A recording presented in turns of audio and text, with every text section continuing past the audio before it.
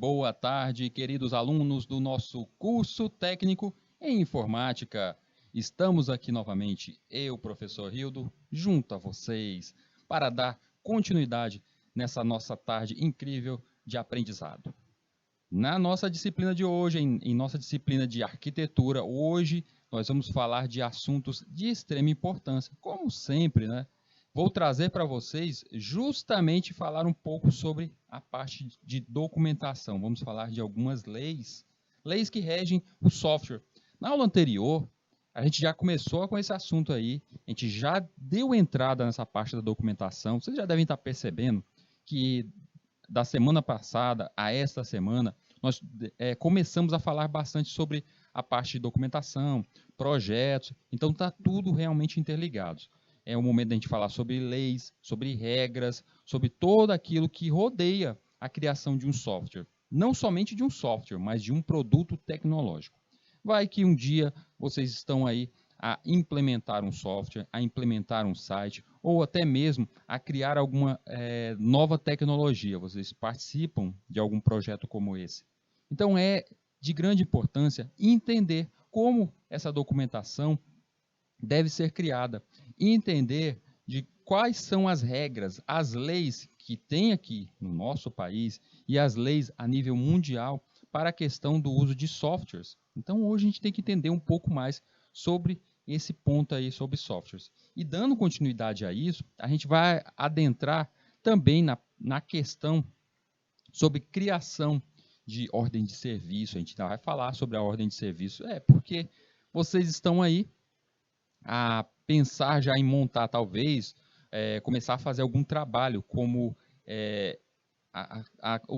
o reparo de computadores, talvez até mesmo abrir uma pequena loja ali de tecnologia, uma venda de um produto e outro, e talvez alguns reparos em notebook, talvez celular. Então, tudo isso talvez já esteja passando pela mente de vocês. Talvez ainda não estejam preparados para isso, é necessário mais algum tempo aqui junto a nós, aprendendo muito mais, mas é algo que vocês devem pensar firmemente. Porque não necessariamente você é obrigado a se formar, a terminar um curso e começar a trabalhar para alguém. Você pode ser seu próprio patrão. Então, ao pensar deste modo, ao pensar assim, a gente tem que entender toda a documentação que rodeia, toda a documentação que está ali junto a um serviço como esse.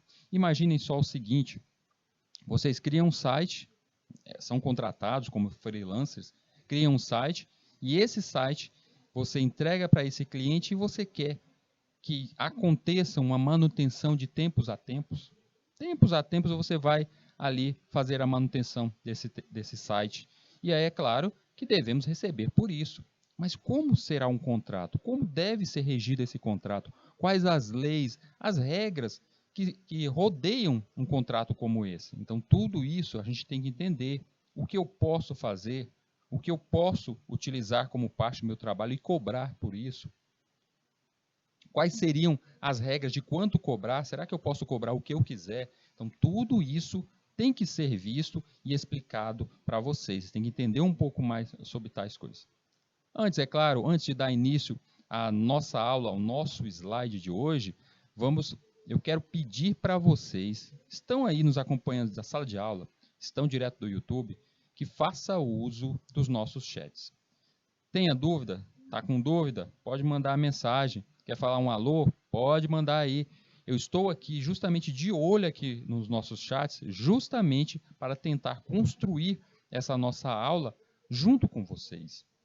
Então, um assunto como esse, falar de documentação, projetos, às vezes pode parecer algo meio chato e enfadonho, mas é necessário entender disso tudo, pois futuramente vocês podem ser até mesmo os patrões aí de um negócio. Então, temos que entender um pouco mais sobre isso.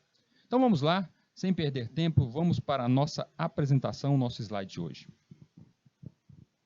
Temos aqui na nossa disciplina de arquitetura e manutenção de computadores, tenho aqui os contratos de venda de software, uso na lei número 9.609, que é justamente a lei que rege softwares. Então, é a lei de softwares, a gente já chegou a falar um pouco sobre ela na semana passada, e aí Hoje, nós vamos focalizar um pouco mais sobre a questão da venda de softwares. Quais são os objetivos principais aqui de nossa aula hoje? Primeiro, compreender os conceitos iniciais de direitos autorais em softwares. A gente chegou a falar sobre direitos autorais sobre software, a gente conceituou um pouco mais nesse âmbito da questão do software e a gente viu os direitos autorais. A gente chegou a ver em aulas anteriores, na última aula, nós chegamos a ver que o software ele está para o mundo como algo como uma obra de arte, é algo autoral. Só que nesse algo autoral tem ali certas linguagens, certos quesitos que partem da matemática que acabam não podendo ser cobrados por esse âmbito, mas pela genialidade ali incluída. A gente viu um pouco sobre isso, eu vou falar um pouco mais sobre isso para vocês. Temos também que diferenciar os principais elementos de livre e proprietário. Na aula anterior, eu falei um pouco sobre os softwares do tipo livre, do tipo proprietário, nós falamos um pouco sobre essas licenças, mas a gente tem que definir justamente quais são, entre essas licenças, entre esses tipos de softwares, quais são os tipos de trabalho que eu posso cobrar.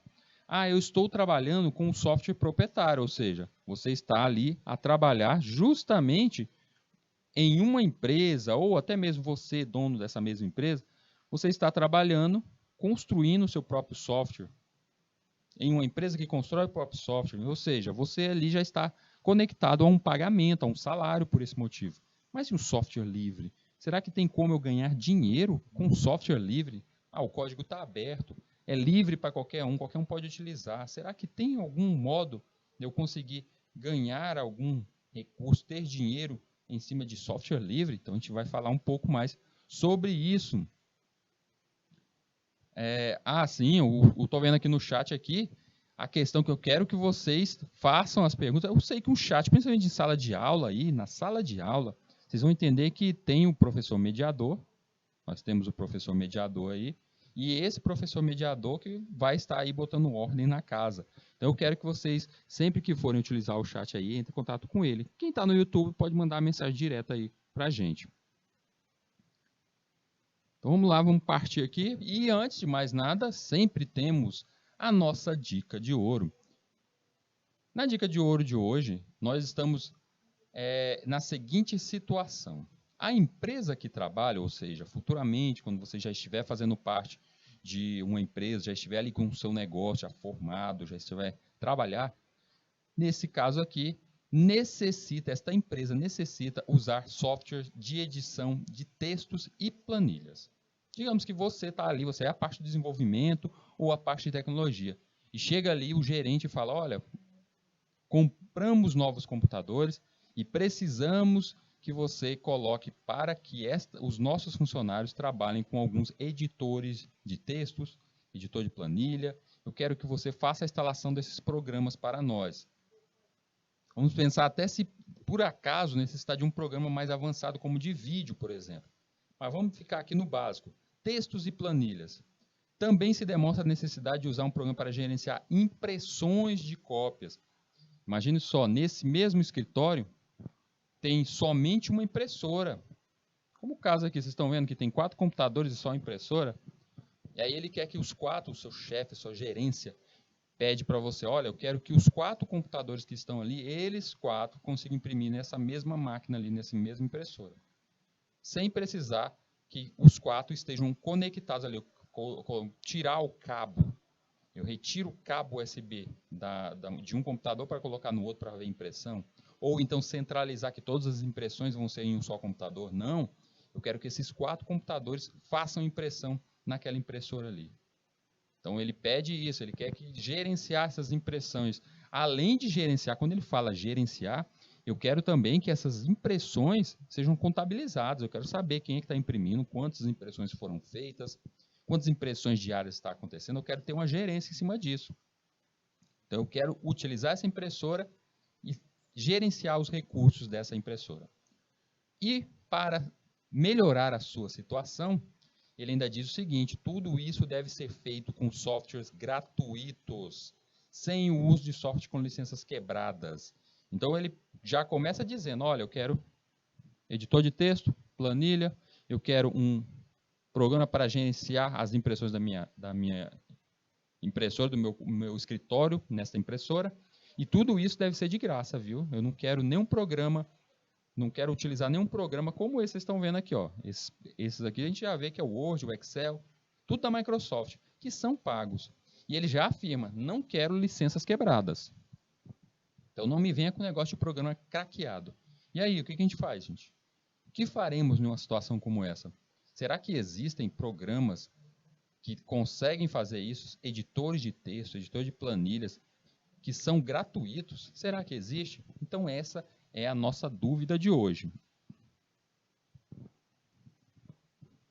Partindo, deixa a nossa dica para mais tarde, mas partindo agora para a nossa questão aqui, a questão sobre as leis, as regras, vamos entender primeiro o direito da informática.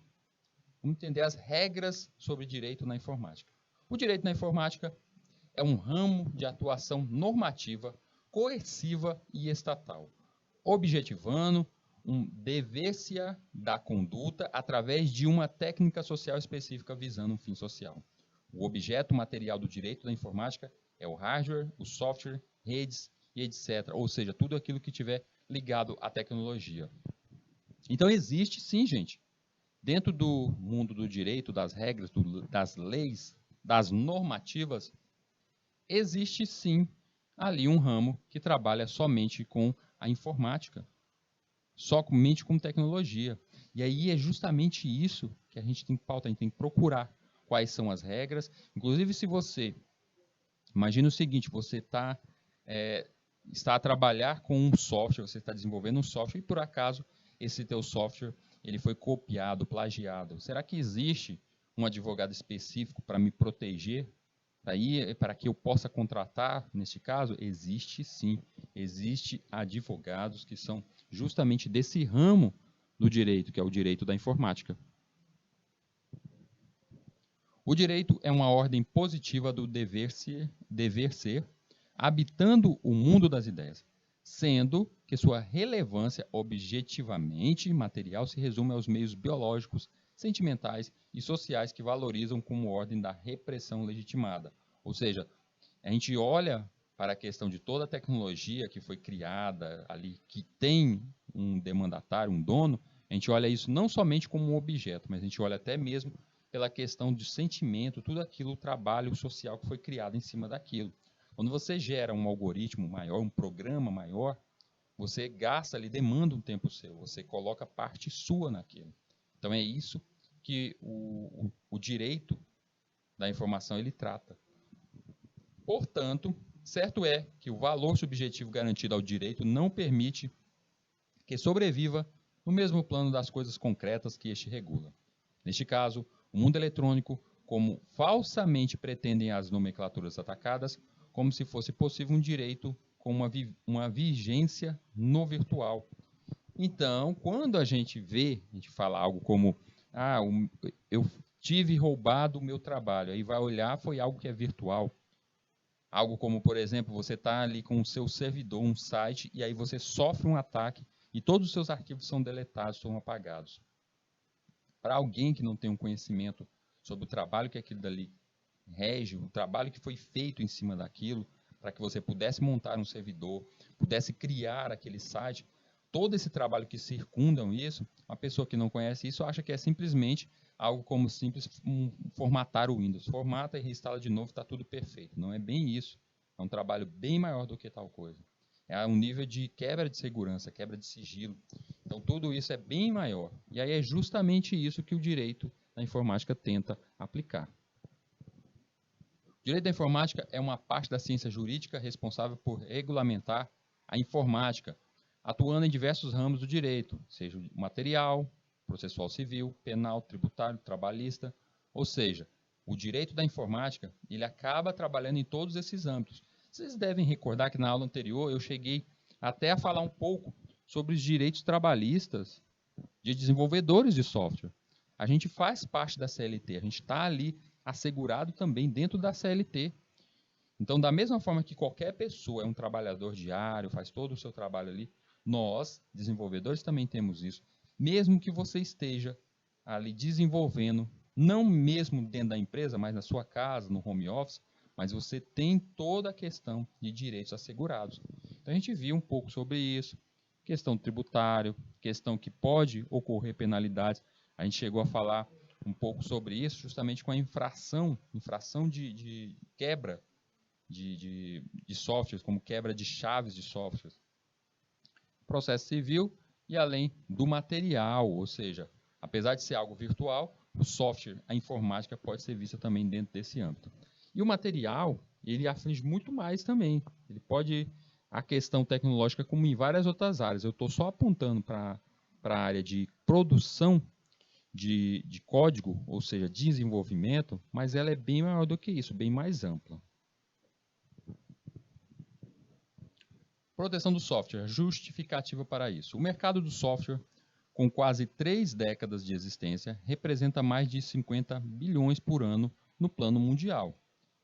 Ele tem em si, essa questão de lucro muito alto, o mercado é muito forte, o mercado de software, mas ele tem a sua fácil manipulação e cópia. É muito fácil uma empresa como a Microsoft lançar um produto como o pacote Office e alguém conseguir fazer a cópia daqueles dados. Não estou nem dizendo em quebrar a questão, a questão das chaves, ou seja, utilizar chaves craqueadas, mas eu estou falando de a cópia em si. Você copiar aqueles dados é muito fácil, bem economicamente relevante. E aí a gente entende que, se a gente for perceber, o software ele não está simplesmente, eu não estou falando simplesmente na venda de um software como um antivírus, um pacote Office, mas ele está interligado em muito mais, até a questão de sites, por exemplo. Um site é considerado um software. Alguém teve que pagar para a construção daquele software, alguém tem que pagar pela manutenção daquele software. Então, tudo isso faz parte desse mercado do software. Até mesmo quando você vai efetivar uma compra online, vai comprar algo como um guarda-roupa, uma máquina de lavar, que são bens físicos, mas quando você utiliza aquela lojinha virtual, ela está ali protegida justamente pela questão das leis de softwares. Então, tudo isso deve ser visto como uma justificativa para que exista uma maior proteção dentro do mundo do software. Não só na construção do software, mas na proteção dos direitos de uso do software. O que é um software para efeitos jurídicos? Programa de computador é a expressão de um conjunto organizado de instruções em linguagem natural ou codificada, o nosso algoritmo, contida em suporte físico de qualquer natureza. Ou seja, ele fala contida em suporte físico de qualquer natureza. Pode ser um pendrive, pode ser seu computador, pode ser um servidor.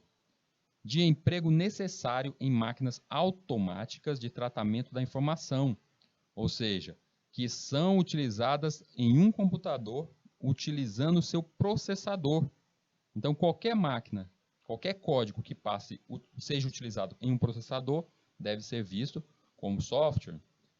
Dispositivos, instrumentos ou equipamentos periféricos baseados em técnica digital ou análoga para fazê-los funcionar de modo para fim determinado. Equipamentos periféricos, ou seja, até mesmo aquele driver construído, você vai instalar um joystick no teu computador e aí precisa baixar o software para o seu joystick funcionar. Um mouse você coloca no seu computador e ele precisa ser reconhecido, ou seja, um driver, um certo programa precisa ser instalado na sua máquina para que seja reconhecido esse novo hardware. Até isso, esse pequeno software tem ali o seu direito garantido, baseado em técnica digital ou análoga, ou seja, quando a gente fala de técnica digital ou análoga, percebam que essa lei que foi criada, olha lá, em 98, gente, que já é antiga. Análoga quer dizer que não necessariamente precisa ter esse software escrito no mundo da computação. Então quer dizer que se você, aí na tua casa, começar a programar no papel, imagina no papel, você está escrevendo todo o código no seu caderninho. Você escreveu o código de um programa que você imaginou todinho no caderninho. Ou até mesmo você criou no computador, mas depois você imprimiu e destruiu todas as cópias digitais. Você só tem aqueles papéis. Até mesmo nestes papéis, isso está protegido. Então, quer dizer que se eu lançar um livro, vamos lá, eu vou lançar um livro com exemplos de códigos criados em Java. É um livro que tem dentro dele vários algoritmos em Java. Esse algoritmo escrito em página, ele pode ser considerado um software? Sim. Ele pode ter ali em si a sua proteção? Sim, ele merece ter essa proteção, porque ele é visto pela lei, a lei do software, como um software e merece isso. Como surgiu a lei de software? Primeiro, é interessante entender qual foi a legislação que originou essa norma. O Agreement on Trade-Related Aspects of Intellectual Property Rights, o TRIPS, que foi justamente nenhuma convenção, num tratado internacional que deu início a isso. Esse tratado internacional, assinado ali em 1994, que criou a Organização Mundial do Comércio e tratou de outras questões como a proteção à propriedade intelectual. Ou seja, houve esse convento, esse evento internacional ali em 1994, que foi justamente ali uma discussão de como todo esse comércio virtual, esse comércio digital deveria ser tratado. Se vocês lembrarem um pouco, historicamente aqui, do que a gente já falou no nosso curso, em 1994, o que tínhamos dando seu início, aquela grande início realmente, mostrando-se ao mundo, era a internet. A internet começou ali mais ou menos em 1990, com seu grande boom. A gente sabe que ela foi criada necessariamente ali na década de 70, mas transformada do jeito que temos hoje em dia, difundida no modo como temos hoje em dia, somente, nesse caso aqui, somente agora, somente a partir da década de 90 que isso começou. Então houve essa grande discussão, e nessa grande discussão foi assinado esse tratado aí que deu origem, o nosso TRIPS, que deu origem às leis em cada país. A partir daí que o Brasil começou a verificar como seriam as leis internas aqui dentro do nosso país para a proteção de softwares. Para se adequar ao acordo, o Brasil legislou sobre o tema por meio da Lei da Propriedade Intelectual. Gente, já existe uma lei ali Lei de 96, mas ela já vinha baseada em várias outras leis que era de proteção industrial, que vem justamente da proteção intelectual, o direito intelectual de criação. E a propriedade industrial é a que rege também a lei de patentes. Vocês lembram na aula passada que eu falei sobre a lei de patentes? Na lei de patentes, ela acabou dando origem a algumas outras, que foi a da propriedade industrial, a lei 9.279. Também temos a lei dos direitos autorais, que ali está interligada justamente à nossa lei de patentes, e que gerou, por fim, a lei de software. Esta última foi criada para obedecer à diretriz do TRIPS, que é aquele nosso evento ali que eu falei agora há pouco, que afirma os programas de computador, ou seja, o código fonte ou objeto, devem ser protegidos, assim como obras literárias. Então é o que eu já falei até em aulas anteriores, ou seja, qualquer software, ele deve ser visto como uma obra de arte. Uma obra literária é uma obra de arte. Então ele deve ser visto desse modo. Apesar de utilizarmos uma certa linguagem para produzir aquele efeito, aquela codificação, mas o modo como ele deve ser visto, que tal linguagem seria algo como, por exemplo, um pintor, antes dele criar um quadro, uma obra de arte, um quadro, ele utiliza-se a tela, os pincéis, a tinta. Então, a tela, os pincéis e as tintas são, para nós, desenvolvedores, como as linguagens de programação. Não é porque existe uma linguagem de programação, vou falar uma qualquer aqui. A linguagem Java não quer dizer que porque existe a linguagem Java no mundo, que necessariamente qualquer pessoa vai conseguir construir programas com a linguagem Java. Não, a pessoa tem que estudar, a pessoa tem que entender aquilo dali e tem que partir de ter boas ideias. Mesmo você aí sabendo programar, eu já aprendi essa linguagem bem aí, você sabendo programar, não necessariamente isso vai fazer com que você crie, você tenha as ideias maravilhosas, você crie novos programas, tenha essas inovações e faça sucesso. Não necessariamente você sabe chegar àquele resultado, mas a grande ideia, ou seja, o seu intelectual que foi ali criando essa nova ideia, que gerou esse novo software, é isso que é o valor real de um software, é isso que o transforma em uma obra. Expressão, percebam só o que é o nosso software para efeitos jurídicos. Expressão de um conjunto organizado de instruções em linguagem natural ou codificada. Equipara-se à obra literária. Sujeita-se à tutela pelo direito autoral. Então, se eu disse por lei, está na lei, Constituição, que um software ele é comparado a uma obra literária, e como obra literária terá direito autoral, então eu posso, no caso, se alguém utilizar da minha obra literária, publicá-la, utilizá-la sem o meu consentimento, eu, por ser detentor desse direito, eu sou o dono desse produto, do software, então eu poderei processar essa pessoa, poderei processar quem utilizar da minha obra de alguma forma. A principal característica de um software é originalidade. É original todo programa de computador cuja forma traduz a marca de personalidade de seu autor. Aí você diz assim, peraí, original quer dizer então, se eu for pensar em algo como, vamos pensar num antivírus. Já existem diversos antivírus no mundo. Tem ali o Avast, AVG, Kaspersky, o Panda, tem vários. Então, se eu agora me juntar a vocês e vamos criar um novo antivírus, a gente criar esse antivírus, eu poderia dizer que esse nosso antivírus, ele é original, ele tem ali originalidade. Posso dizer que ele é único? Não, ele não é único, Rildo, ele tem um monte de antivírus já no mundo aí. Mas o nosso antivírus, por mais que ele persiga até mesmo vírus que outros antivírus fazem a mesma coisa, mas no nosso caso tem a questão sobre a interface, tem a questão do modo de uso, tem o modo até de como o algoritmo de busca por códigos maliciosos, como ele funcionaria, as nossas estratégias, as nossas ideias. Ele não é uma cópia de outros, mas ele é uma ideia que seguiu rumo a outros. Então, da mesma forma que eu não posso dizer que, vamos pensar num algo que está longe do software, um carro, existem diversos modelos, diversos tipos de carros.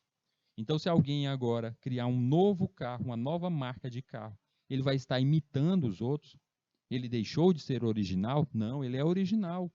Mas ele utiliza a mesma regra dos outros. Tem roda, tem bancos, tem volante. Ele segue essas mesmas regras, mas ele é único. Por isso temos vários tipos de carros. E aí aqui no nosso mundo digital, nos softwares, é a mesma coisa, gente. Quando estamos seguindo um rumo, como vamos criar um jogo, vamos criar um software de proteção, a gente está seguindo um ramo, estamos seguindo um caminho junto a todos os outros. Mas o nosso produto vai ser original, nosso produto vai ser único.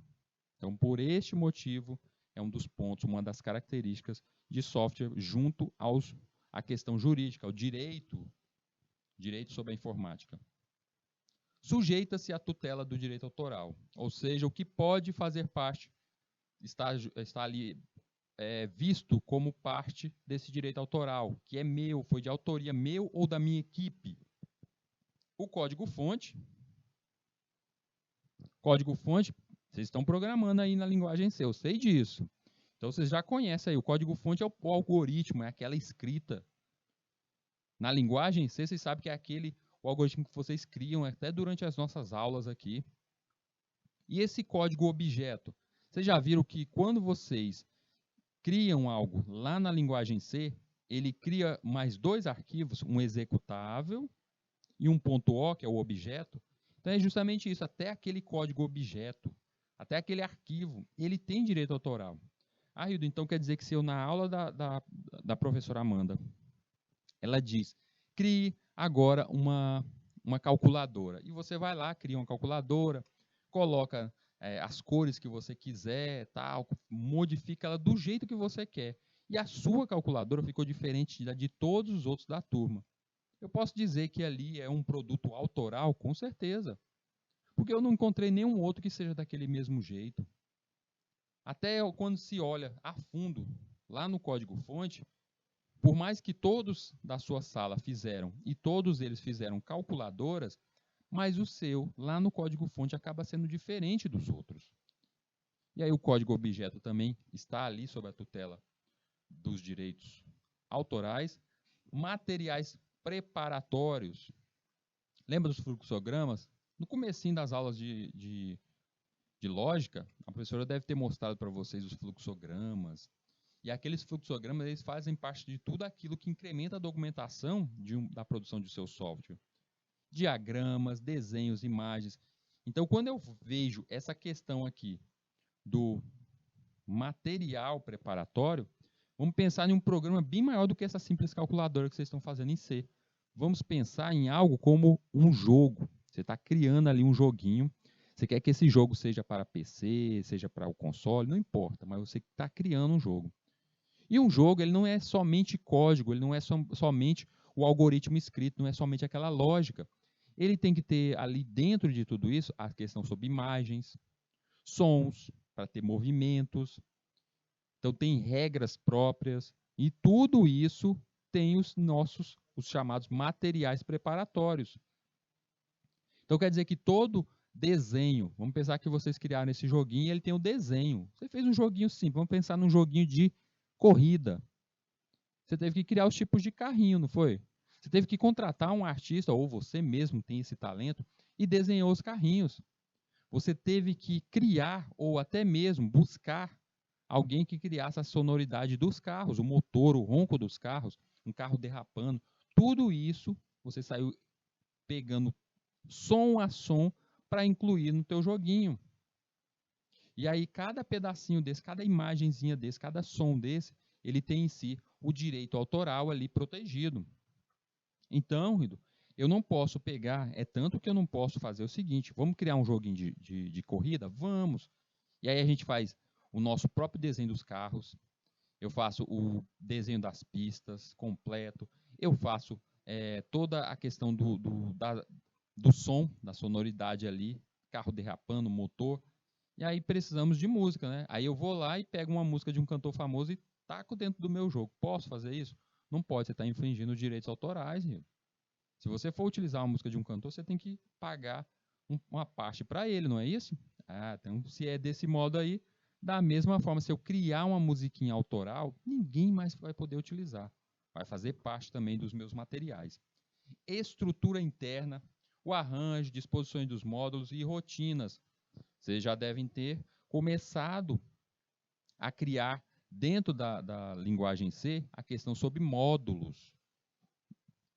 Vocês já devem estar entendendo um pouco sobre função. Eu imagino que vocês já devem ter passado um pouco sobre função, vetores, matriz. E as funções a gente sabe que é justamente o primeiro passo que eu tenho dentro de um software para poder dividi-lo em módulos. Vai ter um módulo que vai ser só o módulo de controle, o módulo de segurança. Eu saio dividindo o meu programa como um todo em vários módulos ou pastas. E esta estrutura interna, até o modo como eu arranjo essa minha estrutura interna, o modo que ela vai atender essa estrutura interna, também é protegida pela lei. E o ambiente visual, telas, os ícones. Se eu criei um ícone diferente, se eu criei um nome do meu joguinho, eu colori, eu fiz uma animação, os ícones de entrada do meu menu também é diferente de tudo. Então ele é próprio meu e ninguém vai poder utilizar, a não ser que me peça permissão ou pague os direitos para utilizar tais itens. Espectro normativo. A Lei 9.609, que é a lei justamente do software, ela que rege isso. ela que rege a proteção sobre o software, ela dispõe sobre a proteção da propriedade intelectual de programas de computador, sua comercialização no país e da outras providências. Para aí, olha só o que ela colocou bem aqui, comercialização no país. No país, ou seja, a lei do software, ela rege interesse aqui interno. E se eu quiser vender esse mesmo software, eu criei esse joguinho aqui dentro do Brasil. Esse joguinho de corrida imaginário aqui que a gente está falando. E esse joguinho bem aí, eu comecei a vender aqui dentro do nosso país, através de alguma loja, como a Steam, a Play Store. Eu começo a vender esse meu joguinho aqui. As leis que regem meu joguinho, o tipo de jogo, como a codificação vai ser distribuída, o modo, a licença, tudo isso, vão estar regidos dentro da lei 9.609, a lei de software, e dentro do nosso país, porque essa lei ela é aqui interna. Mas vocês lembram ali que no comecinho eu disse que essa lei ela partiu de uma convenção internacional, e essa convenção internacional é através dela que gerou as diversas leis em cada país para a produção, para a proteção de software dentro daquele país. Então, no Brasil, nós tivemos dentre elas, a 9.609. Em outros países, cada um gerou a sua própria regra, baseada nessa inicial, a TRIP inicial, mas todas elas têm uma certa fluência, têm um certo caminho inicial. Mas alguns podem estar um pouco mais enraizados, um pouco mais a questão jurídica poderá ser até algo mais amplo, e outros não, como por exemplo, Estados Unidos. A questão da produção de software aqui, antes de adentrar em outros países, como por exemplo os Estados Unidos, eles têm que passar por diversas instituições para aprovar tal jogo, tal software. Você não pode simplesmente ir lá, coloquei na Play Store, coloquei na Steam, e a Steam daquele país vai estar liberando. Não, tem que passar por várias regras, tem que ganhar certificados sobre aquele software. Então, cada um tem a sua regra. E nos Estados Unidos isso é muito forte. Até a questão do uso de criptografia para proteção do teu software, lá dentro dos Estados Unidos, isso é muito maior do que em outros países como aqui. Vamos imaginar o seguinte, o Brasil ele tem...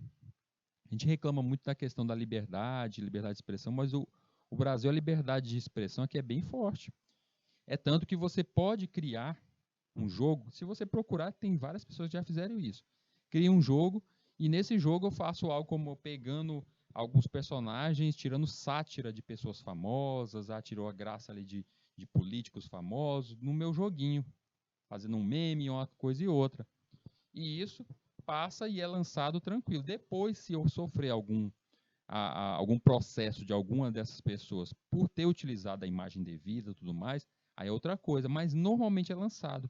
Nos Estados Unidos, tem que passar antes por essas instituições para ser aprovado.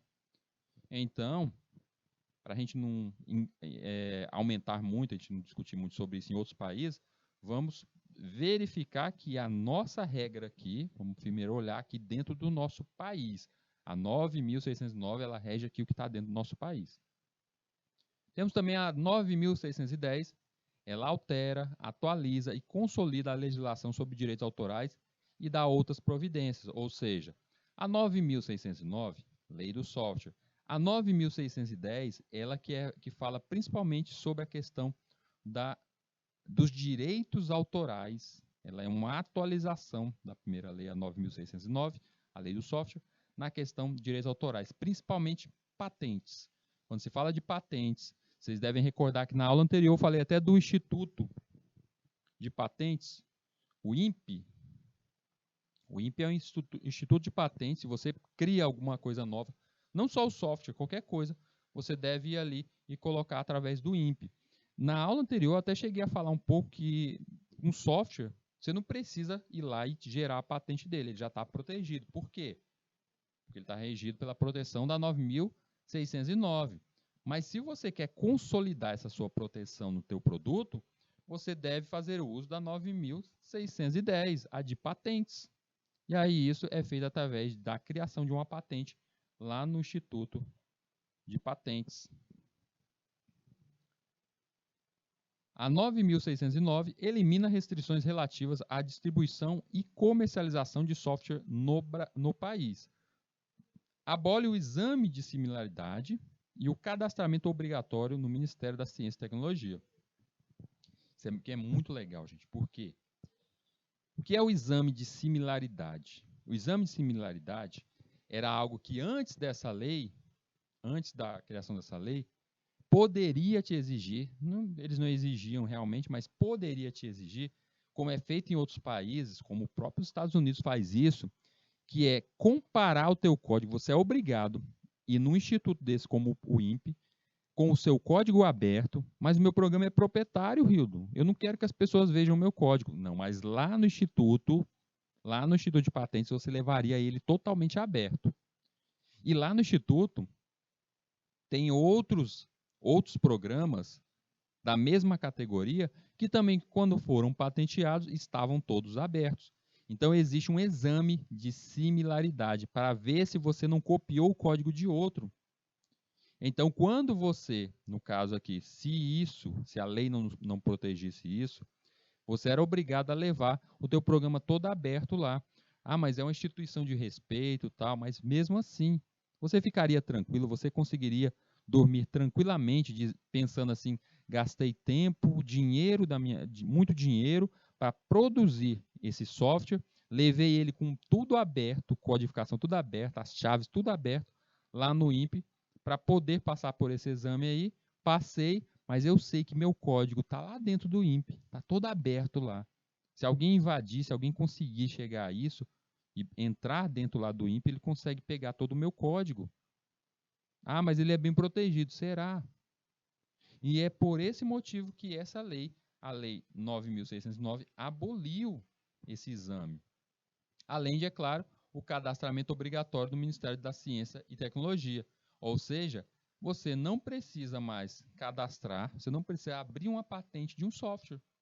No momento que você cria um software e cria toda a documentação, ele já é seu e pronto.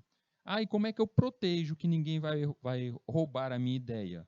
Se você perceber que alguém roubou sua ideia, você tem que processar ele e acabou. Demonstrando que seu produto já estava construído em tal data, que você tem toda a documentação para provar isso, mas você não precisa necessariamente criar a patente. Então, ela aboliu isso. O direito autoral sobre um programa de computador perdura por 50 anos, contados do ano seguinte à sua criação ou publicação. Ele garante ao autor proteção moral e patrimonial. Sobre o uso de software, entenda a diferença agora, vou falar um pouco sobre o tipo moral e o direito moral, né? A proteção do direito do autor moral e patrimonial. Mas antes, percebam que é 50 anos. Então, se você criar agora, cria um joguinho, cria um programa, seja o que for, uma codificação, ele é seu durante 50 anos. Não importa se daqui 50 anos você já não esteja aqui, quem construiu ele, quem produziu, não esteja mais aqui. Mas aí perde-se o direito, ele acaba sendo de nível aberto.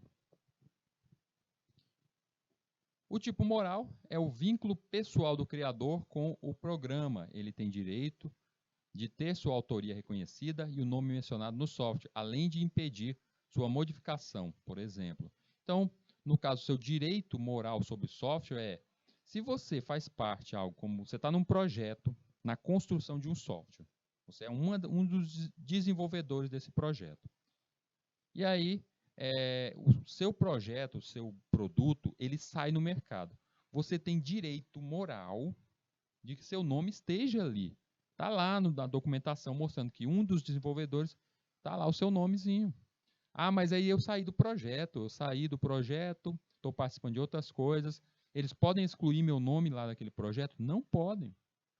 Seu nome vai continuar ali como um dos desenvolvedores iniciais. Patrimonial consiste na exploração comercial do software, permitindo que ele defina quais empresas podem vendê-lo. E aí, como é um direito patrimonial, é algo bem próximo, por isso que o patrimônio, um bem seu. Então, se você tem um carro, você decide como esse carro vai ser utilizado, se você vai deixar uma outra pessoa utilizá-lo, se você quer vendê-lo. E é a mesma coisa aqui, exploração comercial do tal software. Você que define quem vai vender esse software. Você perceba o seguinte, certos softwares, como antivírus, você não encontra ele em qualquer loja, em qualquer lugar. Tem certas lojas que aquele tal daquele produto vai estar. Por quê? Porque isso foi definido pela empresa, a fabricante. Ela decide quem pode vender aquele produto. Algo bem rígido nesse caso aí, vocês devem ter visto na empresa Dell, a empresa que faz produtos de tecnologia, notebooks, tal, computadores em geral. A Dell, até uns 5 anos atrás, você só conseguia comprar os produtos da Dell diretamente do fabricante, diretamente da loja da Dell. Você não conseguia encontrar ele em outros âmbitos, em outras lojas. Com o tempo, ela mudou o estilo de venda dela e aí abriu isso para outros mercados, mas no início era só fechado desse modo. Da mesmo modo, foi a IBM também que mudou essa prática. Há 5 anos atrás, a IBM também você só conseguia comprar diretamente lá da loja da IBM. Hoje em dia, ele abriu isso e você consegue encontrar os computadores dele em diversas outras lojas. Mas, mesmo assim, os produtos Dell e da IBM, aqueles que eles dizem que é exclusivos, estes você só consegue encontrar na loja deles. Então, eles têm as linhas que eles abrem para todas as outras lojas e alguns produtos que são específicos eles deixam somente na loja deles. Como, por exemplo, se você quiser comprar um notebook da Dell com um processador i9, um Intel i9, você não vai conseguir encontrar ele em lojas por aí. Você vai ter que procurar isso diretamente com o fabricante da Dell. Eles têm a linha do i9 já, mas você só consegue comprar da loja diretamente deles. Por quê? Porque isso aí foi uma regra que eles utilizaram em cima do direito patrimonial. É um direito deles de decidir onde e como será vendido o tal produto.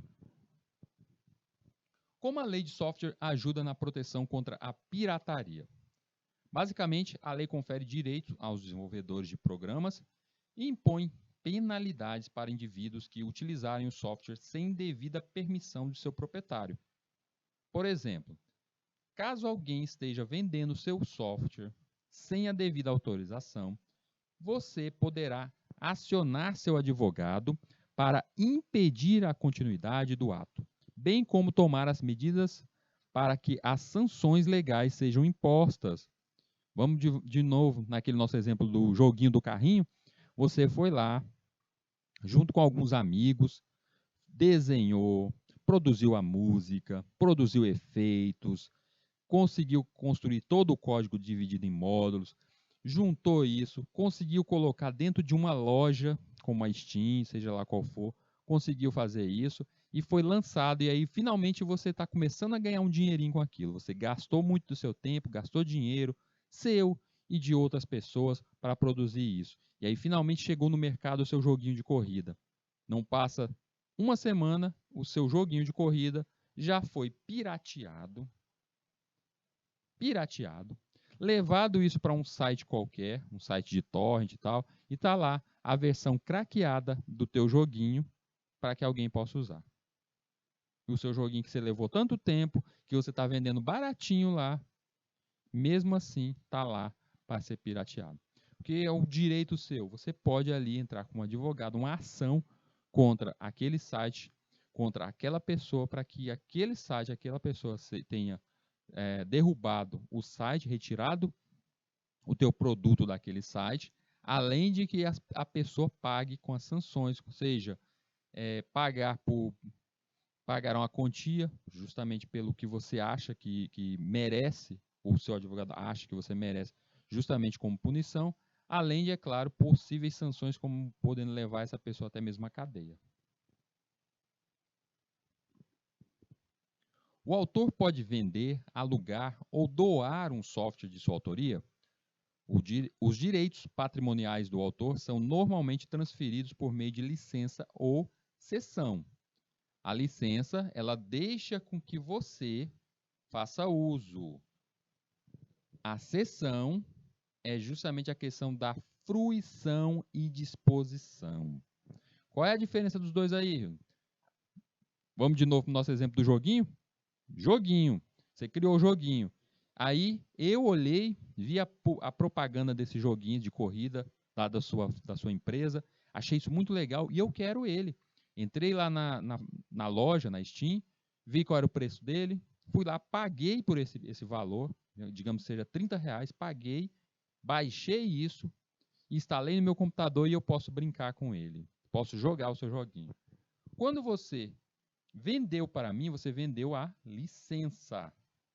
Quando você vendeu a licença, é licença de uso. Então eu posso jogar, zerar, posso brincar quantas vezes eu quiser ali com ele. Mas eu posso vender para outra pessoa. Chega para um coleguinha meu, e tem esse jogo aqui, ele é massa, ó. Pega aí para você, eu gravei aqui num pendrive aqui. Leva lá para instalar para você. Não pode fazer isso. Isso aí, você já está infringindo a questão do uso. Você só pode uso próprio. Isso vai a nível de filme também.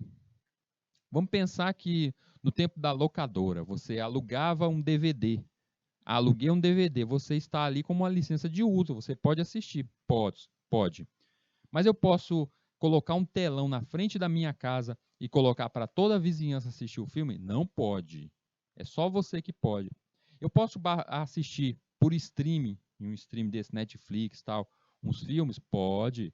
Mas eu posso compartilhar a minha senha com várias pessoas? Não pode. A não ser, é claro, que isso esteja no contrato, um nível de compartilhamento.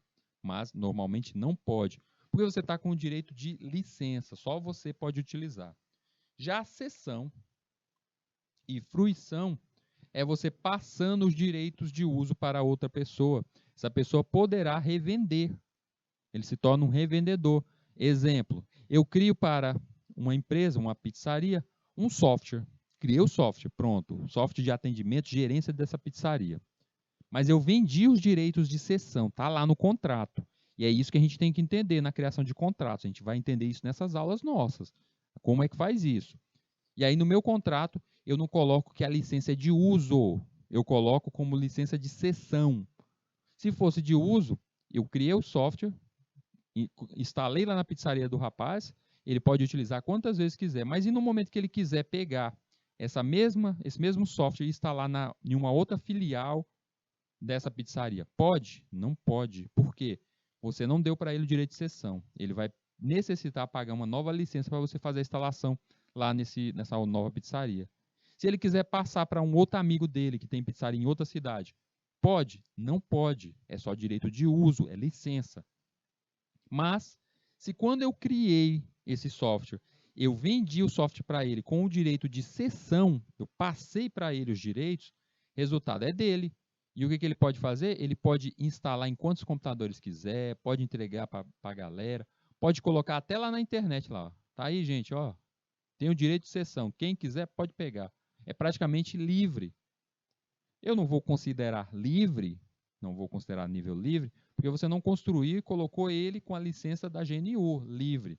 Mas você criou isso para uma pessoa. Então, normalmente, esse é o tipo de software que a gente é contratado para a construção de um software para uma empresa, para uma pessoa. E aí é o nível de cessão. Os direitos morais são inalienáveis, ou seja, não muda isso. Então quer dizer que os direitos morais, que faz parte no caso, peraí, Hildo, você construiu aquele software da pizzaria e disse que ele tem cessão, não é licença. E aí esse rapaz aí da pizzaria, ele está passando para todo mundo, passando para outras pizzarias, e ele tirou o seu nome. Pode tirar o nome? Não, não pode. Tem que continuar lá. O desenvolvedor foi o Hildo. Qualquer pessoa pode utilizar porque o Hildo diz que é um direito de cessão, mas é somente o nome do Hildo tem que estar lá como desenvolvedor. Presume-se onerosa a transferência de qualquer direito patrimonial. Qualquer cessão de direito a título gratuito deve ser formalmente expressa. E aí que está. Qualquer cessão tem que estar expresso. Ou seja, no contrato tem que estar escrito isso. Então faz parte das regras de quando você está vendendo, está construindo um projeto de um software, criando a documentação, criando o contrato de venda, você tem que colocar lá qual é o tipo da licença. É uma licença uso ou uma licença do tipo cessão? Se você não colocou lá que era do tipo cessão, é porque não é aberto para todos. E esse cara não pode vender para outros. Isso eu não coloquei nem que é licença de uso, viu? Não coloquei que é de uso e nem de cessão. Automaticamente, ela é somente de uso. Mas se eu quiser que seja aberta para todos, eu coloco lá de forma expressa, aberto para todos. E é por isso que um software livre, ele tem que estar ali escrito, não somente o código aberto, nada disso. Ele tem que estar ali descrito. Esse é um software livre, ele é aberto para uso, para quem quiser. A resposta, então, é sim. No caso, se ele pode alugar, doar, a resposta é sim, mas devemos incluir o produto dentro de uma categoria de licenciamento, ou seja, você tem que definir ali se é de licença, se ela é de cessão. Para isso, devemos ver o tipo de software, qual o objetivo de sua criação, assim como ele será entre o usuário final. Então, eu tenho que primeiro definir, o meu software ele é o quê? Um antivírus, ele é um jogo, e ao visualizar isso, o tipo desse meu software, é que eu vou incluir ali a licença para ele. Vamos imaginar o seguinte, para uma pizzaria, é justamente nessa tal dessa pizzaria, eu criei esse software, e esse meu comprador, esse rapaz que comprou esse meu software, ele quer justamente fazer instalação nas várias pizzarias dele. Vamos pensar, não numa pizzaria, vamos pensar no supermercado, você fez para uma rede de supermercado. Uma rede de supermercado te contratou para você fazer um software para gerenciar essa rede de supermercado. Você não está construindo um software que vai funcionar só em um supermercado, é na rede todas. Então, neste caso aí, você tem que colocar que a licença, tem que expedir lá, dizendo que a licença vai funcionar somente para tal uso. Ah, não, eu quero para nível de sessão, ou seja, e aí, quando você coloca nível de sessão, você está abrindo para todo mundo. Por isso que, normalmente, licença de nível de sessão, você tem que definir isso, e normalmente isso é feito somente para softwares que estão utilizando tecnologias livres, código aberto, aberto a todos. Turminha, chegou a hora do nosso intervalo e a gente retorna em 20 minutinhos.